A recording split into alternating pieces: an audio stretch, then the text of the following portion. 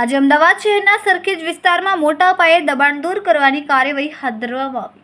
સરખેજ ઢાળથી દત્ત મંદિર સુધીના માર્ગ પર બંને બાજુ વર્ષોથી ઉભેલી દુકાનો અને પતરા બનાવેલ ગેરકાયદેસર દુકાનોને અમદાવાદ મ્યુનિસિપલ કોર્પોરેશનની ટીમ દ્વારા તોડી પાડવામાં આવી છે.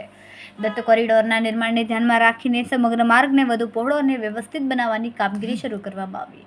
સરખેજ ઢાળથી દત્ત મંદિર સુધીનો રોડ હવે વધુ પહોળો બની રહ્યો છે, જેથી ટ્રાફિકનો પ્રવાહ સરળ બને અને સ્થાનિકોને રાહત મળી શકે.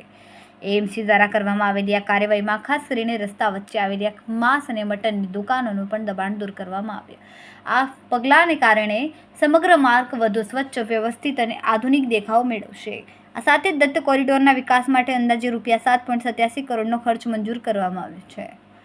એએમસીના અધિકારીઓએ સ્પષ્ટ કર્યું કે દબાણ દૂર કરવાની આ કાર્યવાહી આગામી દિવસોમાં પણ ચાલુ રહેશે, જેથી સરખેજ ઢાળથી દત્ત મંદિર સુધીનો વિસ્તાર સંપૂર્ણ રીતે દબાણમુક્ત બની અને દત્ત કોરિડોરનું કામ સમયસર પૂર્ણ થઈ શકે.